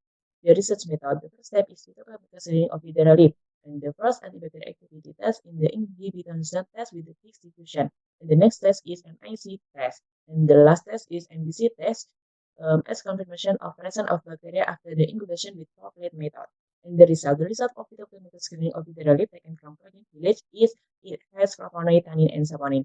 And the result from inhibition test as aureus for 40% extract has weak category. At 50% extract until 90% extract have medium category, and then the 100% extract has strong category. At E. coli, at 40% extract until 90% extract have weak category, and then the 100 extract has medium category. And the MNC value of the derived extract at S. aureus with a total colony 1.2 CFU per milliliter, and at E. coli with a total colony 1.0 CFU per milliliter. And the MBC value at S. aureus and E. coli test at a concentration 100% because we can find the colony at the petri dish. Good morning, ladies and gentlemen. My name is Joni. I'm student of Magister Immunology at Airlangga University. Now I want to present to you about experimental animal models of Helicobacter pylori with inflammatory outcomes review. Helicobacter pylori is a gram-negative bacterium which was the first formally recognized carcinogenic bacteria and become one of the human pathogens that infect around 4.4 billion of the world population. Helicobacter pylori can be a major cause of chronic gastric, peptic ulcer, gastric cancer, and mouth.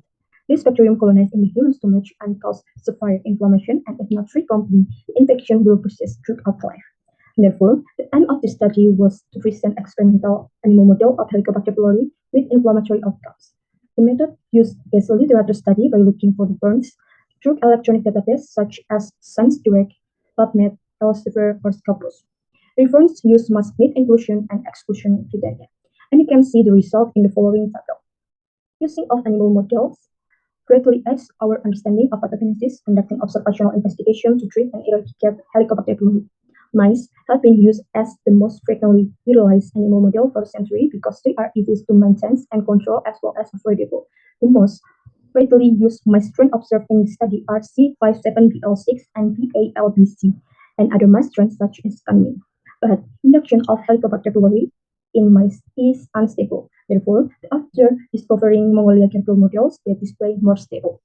The Helicobacter pylori strain is another crucial element in the pathogenesis of infection. Most widely used Helicobacter pylori strain observed for mice infection are SS1 and PMSS1.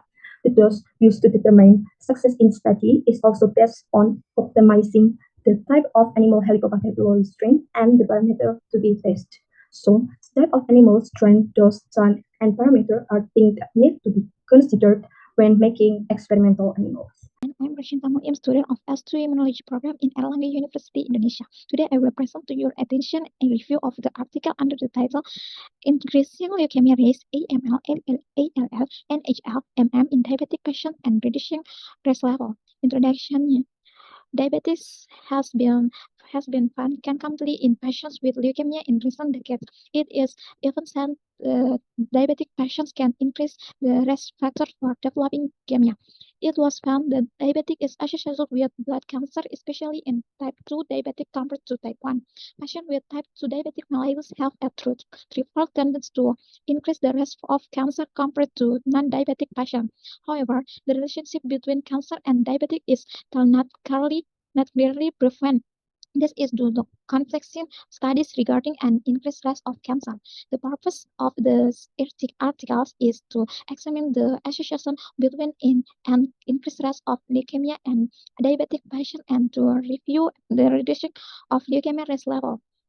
Thus, in this review, research was conducted on some data published in PubMed, Scopus, and Google Scholar using observational methods, cohorts, case study, and meta-analysis related to diabetes and neoplasm, both leukemia, myeloid, and lymphoma.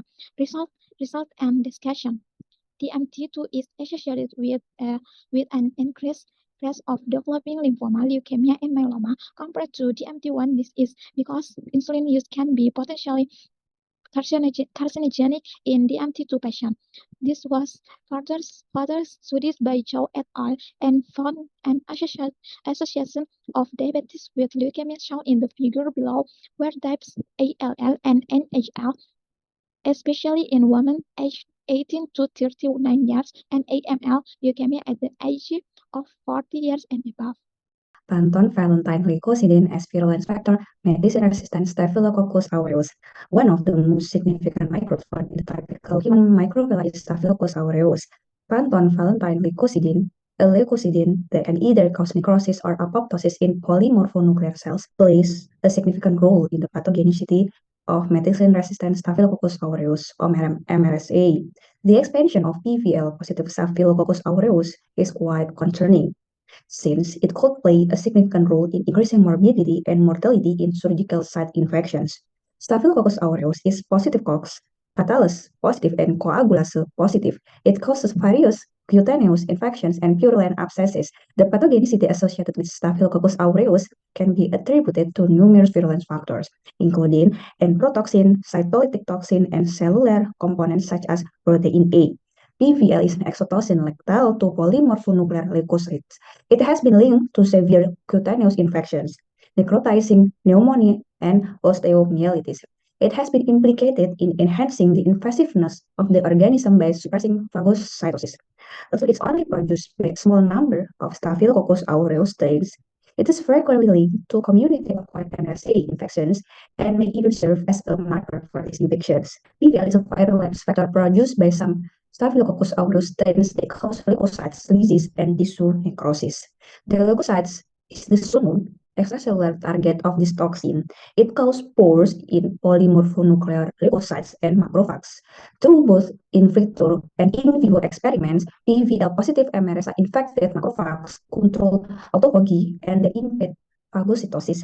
This results in a huge release of inflammatory mediators such as interleukin-8, leukotriene, and histamine, which are responsible for necrosis and severe inflammation. Conclusion: PVL is Staphylococcus aureus specific exotoxin, and its gains have been demonstrated primarily among MRSA.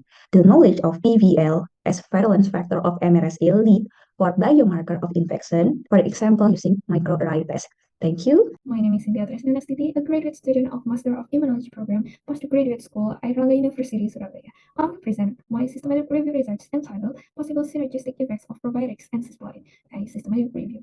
The background of the study is cisplatin, a potent platinum-based chemotherapy drug, is a primary cancer treatment. Despite its efficacy, its use is often limited due to resistance and frequent toxicities, including nephrotoxicity, hepatotoxicity, and mucositis. To mitigate these challenges, numerous studies have shown potential against the cisplatin to lessen toxicity and enhance its anti-tumor activity. Probiotics have emerged as promising candidates due to their known anti-cancer and chemopreventive properties. This study reviews the effects of various probiotics on cisplatin treatment in animal models. The methods we perform is a systematic review of the literatures using PubMed, Scopus, ProQuest, and Web of Science databases, focusing on studies investigating the impact of probiotics on cisplatin treatment in animal models. We set the eligibility criteria, and the search strategy is based on the keywords cisplatin and probiotic. And here are our results. The Prisma diagram showed that we extracted 4 different databases to search for the studies.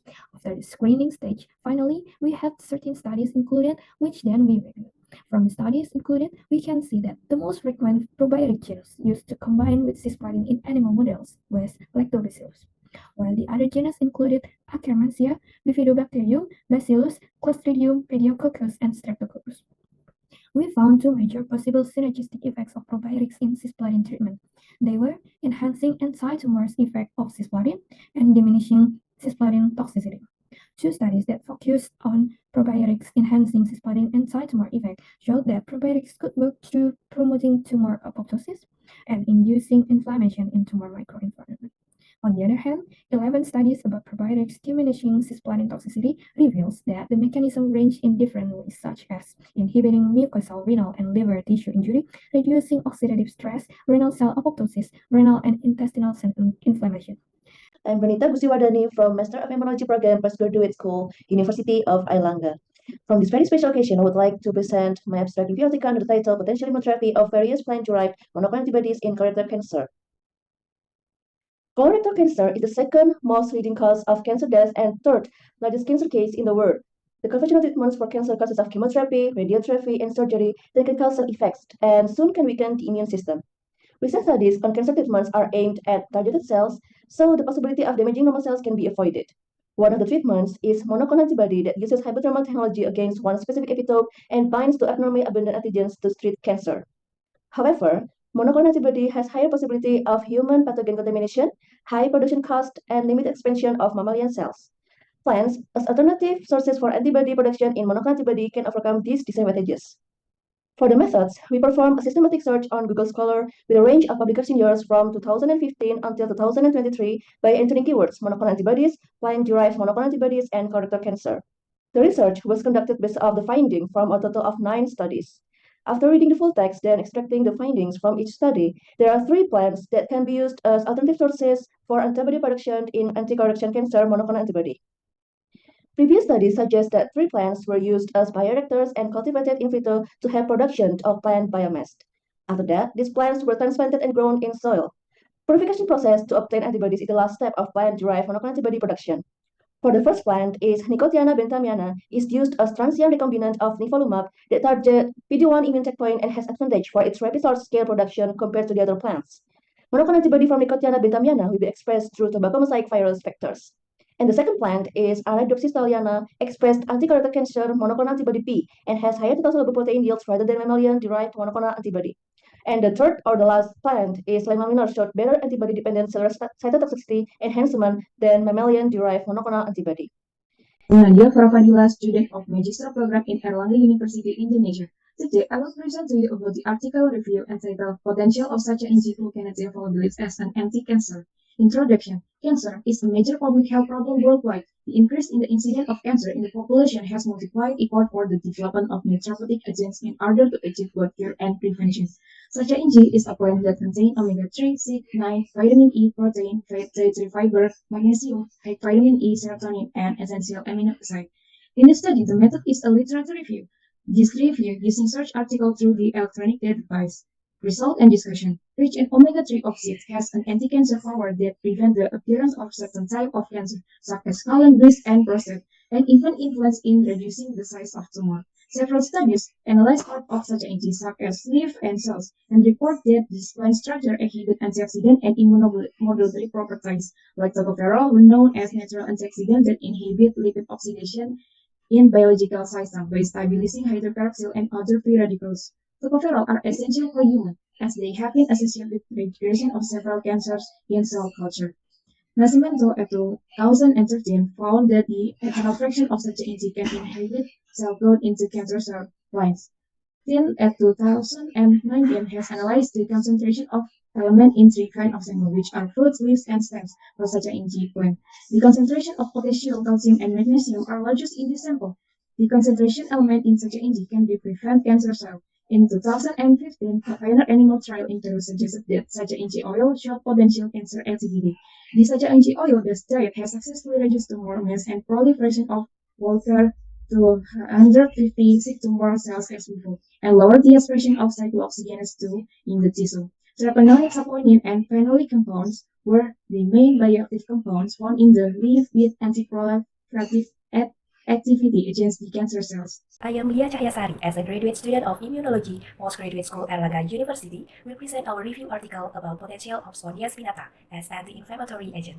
Inflammation is a protective response that arises due to tissue damage. Inflammation releases endogenous substances known as inflammatory mediators. Anti-inflammatory drugs certainly cause side effects, so to minimize the side effect, the search for plant-based anti-inflammatory drug is carried out. Sp.BS spinata is one of the perennial plants that grows in Asia. The leaves contain terpenoids, flavonoids, and tannins and known to have pharmacological effect. To search for research journal articles, we use electronic databases such as PubMed, ProQuest, and Google Scholars. The keyword for research journal articles are Sp.BS spinata and anti-inflammatory. We independently screen the relevance of all references based on title and abstract, focusing on the last 10 years. The journal is then included based on inclusion and exclusion criteria, such as the first inclusion criteria is English Research Journal articles, the second is published between 2013 and 2023, the third is quantitative research, and the fourth is non-duplicate of PubMed, ProQuest, and Google Scholars. The result is Sp.BS spinata contain the quinoline SPE2, 7-hydroxy-6-methoxyquinoline 2,1H1, which can effectively suppress lipopolysaccharide-induced overproduction of pro-inflammatory mediators such as nitric oxide, tumor necrosis factor alpha, interleukin-6, interleukin-1 beta, and reactive oxygen species. My name is Najla Rami Farida. I'm a master student of Immunology study program at Airlangga University. Today, I'm presenting my previous research work, mainly to investigate RAS-MAPK signaling activity in IH knockdown Drosophila model as part of research in a neurodevelopmental disorder, which is neurofibromatosis type 1 or NF1. NF1 is caused by loss of function of protein NF1 called neurofibromin due to mutation. It is characterized by development of neurofibromas and skin pigmentation abnormalities. In addition, individuals with NF1 often have learning and memory problems. The disruption of two mechanisms downstream of NF1 have been proposed to cause these cognitive deficits, which are increased RAS-MAPK signaling and decreased HCN1 currents. These pathways may interact dependently or independently to control cognitive function. However, there is still limited knowledge on how this interaction works. Drosophila melanogaster, known as fruit fly, used as a model organism to study the molecular mechanism underlying cognitive deficit in NF1. Here, we investigated the contribution of IH current, Drosophila ortholog of HCN1 current, to the increased RAS-MAPK signaling.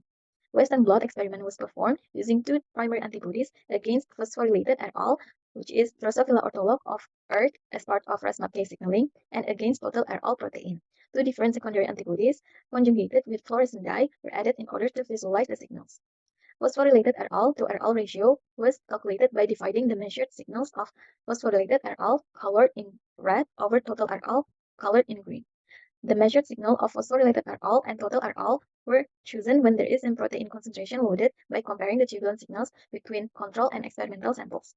The mean fold change between the total protein to the activated form of RL in IH knockdown and NF1 mutants are 1.47 and 4.72 respectively. When compared to the control wild type, it shows no significant difference for both samples. Thus, since the fold changes are not significant, it means that there is no change in the activated RAS-MAPK signaling in both IH knockdown and NF1 mutant. However, we actually able to recapitulate the result of previous literature of NF1 mutant as our positive control that has fourfold increase of phosphorylated et al., even though it was not significant, which might be due to a big day-to-day variation in the data.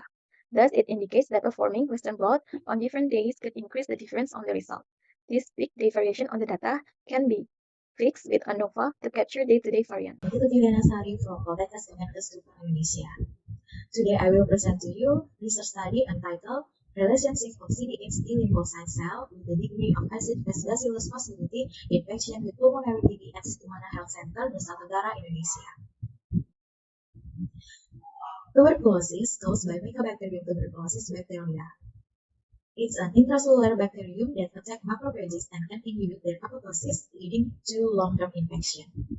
CD8 T lymphocytes have a defense function against intracellular pathogens and ill-infected target cell.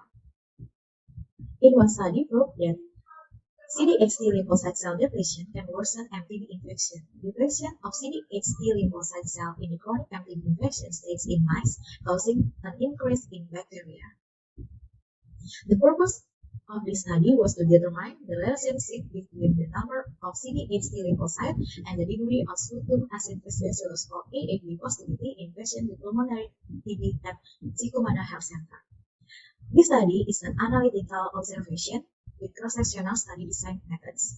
The sampling technique used is total sampling methods, the examination of the number of CD8 T lymphocytes using repositometry, and the examination of the degree of AAV sputum positivity microscopically.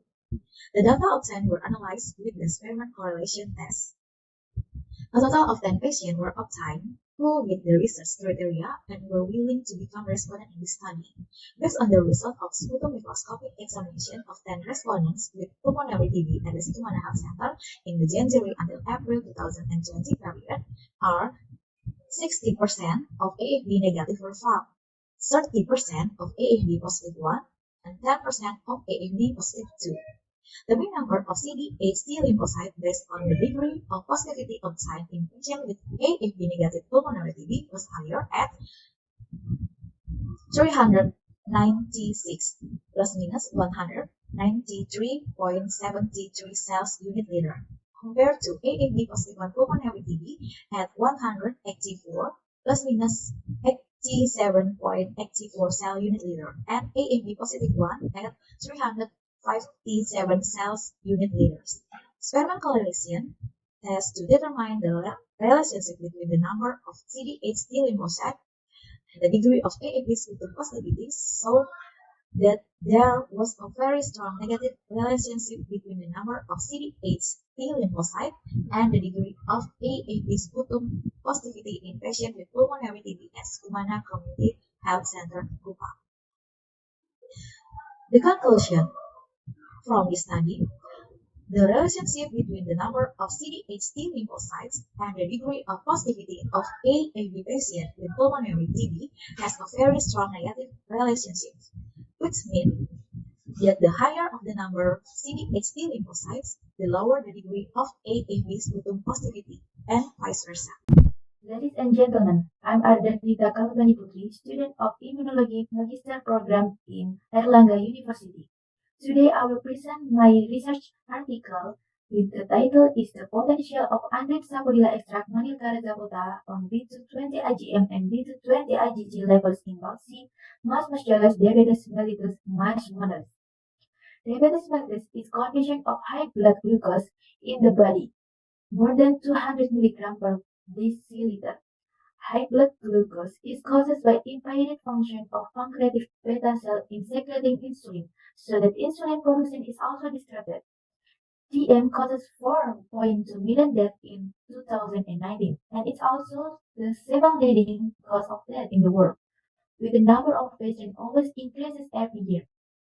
Unripe sapodilla fruit extract, Manil Karazapota, is believed by the public to be able to control blood glucose level in DM patients because it contains antioxidant compounds such as flavonoids and polyphenols, which can increase insulin retention from pancreatic beta cell so as to restore blood glucose homeostasis. So, further research is needed to determine its potential in control blood glucose in diabetic patients. This research is a true experimental, using 13 mice type biopsy. Mice were divided into 6 treatments, includes normal control, diabetic control, metformin treatment, and sapodilla fruit extract treatment. There are dose 1, dose 2, and dose 3. Mice were induced by streptozotocin, dose of 145 mg per kilogram body weight, single dose in the intraperitoneal section. Then this unripe sapodilla fruit extract was given by Sunday technique for 14 days to mice according to the predetermined dose treatment. Unripe sapodilla simplicia was extracted by maceration method, and then the spleen serum samples were analyzed by flow cytometry. The results showed the blood glucose levels, IgM and IgG levels at dose 1 had the closest result to the normal group. blood glucose level in dose 1 decreased constantly from 342 milligram per deciliter to 244 gram per deciliter. Dose 1 is the most optimal dose in increase the relative number of IgM cells close to normal condition. Meanwhile, dose 1 and dose 2, the most optimal dose increase the relative number of IgG cells close to normal condition. Low levels of immunoglobulin in the GM group means that the immune system isn't working as well as it should. Furthermore, low levels of IgG and IgM were associated with the prevalence of diabetes mellitus type 2. I'm Ludovia Fitriani, student of the Department Immunology Postgraduate Program at Airlangga University. For this great opportunity, I will give my presentation about the potential of unripe sapodilla fruit extract, Manilcara zapota, drupe indigenous antioxidant, especially CD11C plus MDA SOD, and pro-inflammatory molecules, especially CD4 plus NF-kappa B plus and CD4 plus TNF-alpha. Diabetes mellitus is a metabolic state indicating that there is an imbalance or intolerance of glucose. We call this situation with hyperglycemia. Oxidative stress will occur from a persistent imbalance between ROS production and endogenous antioxidant defenses, which encourage higher activation of NF-kappa B plus produced by autoreactive T cells such CD4 plus T cells in T cells. This activation promotes increased production of pro-inflammatory cytokines such as TNF-alpha plus, which leads to pancreatic beta cell dysfunction. A biomarker of lipid peroxidation that quantifies the level of oxidative stress is the MD amyloids. SOD is an endogenous antioxidant enzyme that plays an important role in the first line of defense against ROS. There is substantial discussion over hyperglycemia treatment. In order to manage blood sugar, diabetes mellitus is typically treated with hypoglycemic drugs and insulin. Long-term use of hypoglycemic drugs such as metformin has negative effects that can damage the kidneys and liver. Therefore, alternative treatments are needed to minimize the negative effects of metformin. Sapodilla is an alternative ingredient that is widely used by Indonesia for hyperglycemia. The methods that we use in this study. We use male biopsy mice aged 7 weeks old. After a week of acclimatization, the mice were randomly divided into 6 randomized groups. Like all groups of mice except the normal group were injected with diabetonic agent called streptozotocin or STZ. For the herb of extraction was prepared by dissolving M zapota powder with distilled water.